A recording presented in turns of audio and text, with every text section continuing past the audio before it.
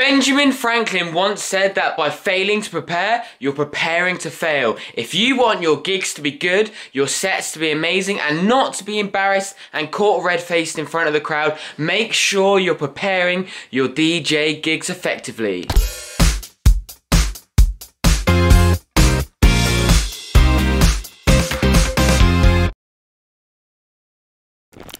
Hello, what's up YouTube, and welcome to this episode of Road to Professional DJ. In this episode we are talking about all the things you need to be doing to make sure your gigs go as well as possible. There is nothing worse than getting caught behind the decks with mistakes and things going wrong, especially when they are things that you could have controlled and could have made sure that they didn't happen.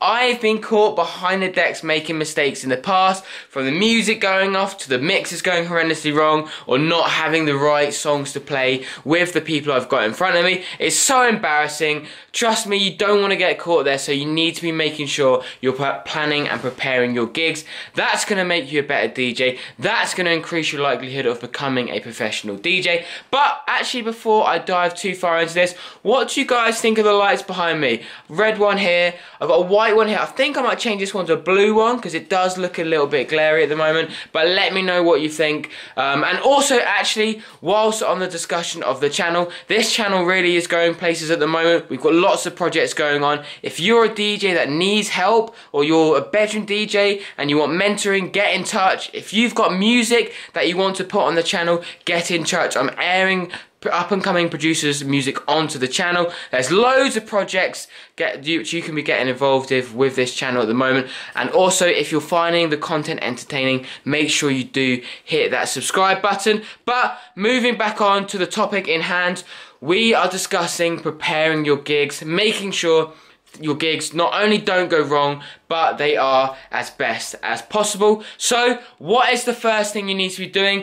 Before you even get to the gig, you need to understand the clientele and the sort of vibe of the party or the event that you're DJing. If it is a wedding, you need to be making sure you're catering for young people, old people, people just generally into commercial music, anything going on, because your goal is to try and do whatever you can to get the most amount of people onto the dance floor. The more research you do before going into that venue really is going to help you on your track selection, the sort of vibe and tempo and atmosphere you're going to be trying to build. And it's going to be one of the most important things that you can do to make sure you have a successful gig, and it's completely within your control. All these things we're going to talk about are things that are in your control, which are going to make sure your gigs are going as well as possible. Control the controllables is the best thing you can be doing going forward. So what age are the people going to be? What style of music are they going to want to listen to? What sort of vibe is it? Is it going to be a big party? Is it going to be just more background music? You know, if you're in a restaurant, you want to sort of almost melt into the background atmosphere. It's not all about you. It's not all about the DJ in that environment. Or is it a big gig? Is it a niche gig where you're playing hard electronic music? Make sure you've got the right setup ready so that you can fulfill that those clients' needs, those people that are meant to be enjoying themselves and listening, the people that you are performing in front of. Music-wise, okay, so you don't necessarily want to fully prepare your set, although if you're a beginner, I perhaps disagree. If you're a beginner, perhaps the most important thing is to make sure you play a good set. Once you are then confident that you can put together an hour-long set, then you don't want to be planning out every single mix meticulously. I think when you're a beginner, you can get away with doing this.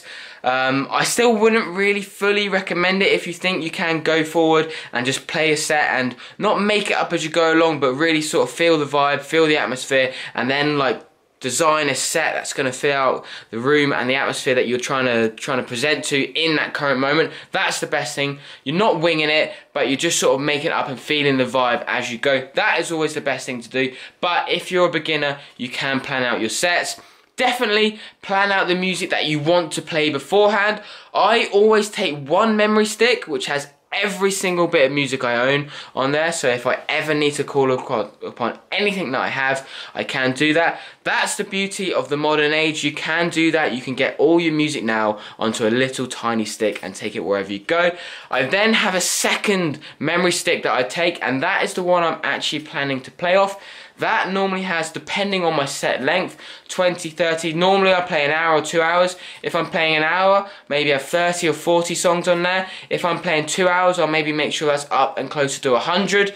It really does depend, and also depends on how well I know what sort of music is going to want to be heard. If I'm going to do a disco set somewhere, I can go take some disco house music and really just roll with that and play maybe a few house tunes as well. Whereas if I'm just going to an electronic evening, then I would take a lot more music with me to make sure that I'm really filling out all the potential needs of the people out there that they're going to want to listen to. But you can do that as well. Plan your music before you go. Don't just turn up with your entire memory stick with thousands and thousands and thousands of tracks on and then try and make a set out of it, because sometimes you won't know where to start, or you'll be scrolling through and you'll just play, maybe you'll end up playing loads of average songs and you'll look back and you'll think, oh, I've really missed an opportunity there to have dropped this tune or dropped this tune. Planning some of those things in advance is a really, really good tip. Something else I always do, I always know roughly what type of music I'm going to be playing, so I will often plan the first song that I want to play.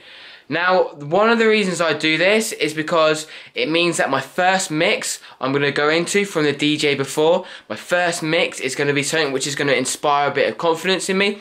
The few minutes when I'm stood behind the decks waiting to go on, I'm going to get a bit nervous, I'm going to get a bit anxious. So playing a song and mixing it in well, like I know I can do, is going to give me a bit of a confidence boost going on to the rest of my set. Then you'll have a good platform to push on to going forward, but you've got to be careful doing that. Have a few different backups up your sleeve, because perhaps the song getting played beforehand is not going to be ideal whatsoever for the tune that you wanted to play, and in that case you're going to have to make a quick decision and play something different. Also, make sure you know what equipment you're going to be using when you go to the gig. I myself have sometimes known what equipment's going to be getting played, known that I've not used it before, and then done something about it. You know, for example, I have the Traktor S4 up here at the moment. This is borrowed off of friends. A gig I've been doing a lot recently, or have been starting doing, is with the Traktor S4. It's not what I normally use. I normally use the XDJs and the Pioneers here, so I've borrowed them and I've made sure that I'm getting a bit of practice on them, so that when I do approach that gig and I'm using that equipment, I'm ready.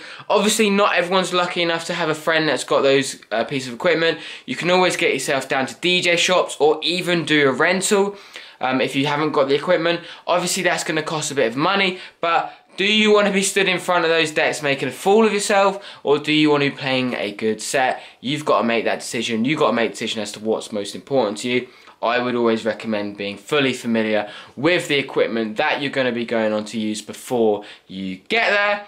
Finally, also on equipment, sometimes as a DJ you will also be in control of the lights or the smoke machine. The smoke machine is just a button, you can press it and go, but maybe you have to fill it up with liquid. Maybe if you're renting out a venue you have to bring the liquid and even the smoke machine yourself, or some of the lighting rigs, or having someone operate that for you. Maybe you need to bring a lighting man. That is of course a bit more advanced if you are actually into running the events and things as well, but these are all things to think about. Or maybe when you're there and if there's a DJ on before you, watching what he's doing, or asking him a question. From my experience, although it's a bit daunting with the DJs around you, especially if you think they're really experienced, anytime you ask anyone questions about the equipment, what's going on, some advice, people are always helpful, so never ever be scared of asking a few questions. But I think that really just about ties it up for this video. There's loads you can do to prepare for gigs, and all those little things added up are going to be it's really going to make the difference as to whether or not you have a successful gig. I can almost guarantee that if you don't do any of that planning we just spoke about then, your gig's not going to be very good unless you really are an advanced DJ and you've been doing it for a long time. So that just about ties it up. I hope some of those points you've been able to take on board. It's all things I take on board going forward into my gigs, and it really does help me make sure that my sets go as well as possible, because I have been there, I've made mistakes, I've killed the music. You don't want to be there, trust me, learn from my mistakes. But anyway, if you enjoyed the video, if you found it of good help, of good value, please give it a thumbs up, and of course subscribe for more good stuff coming soon. Cheers!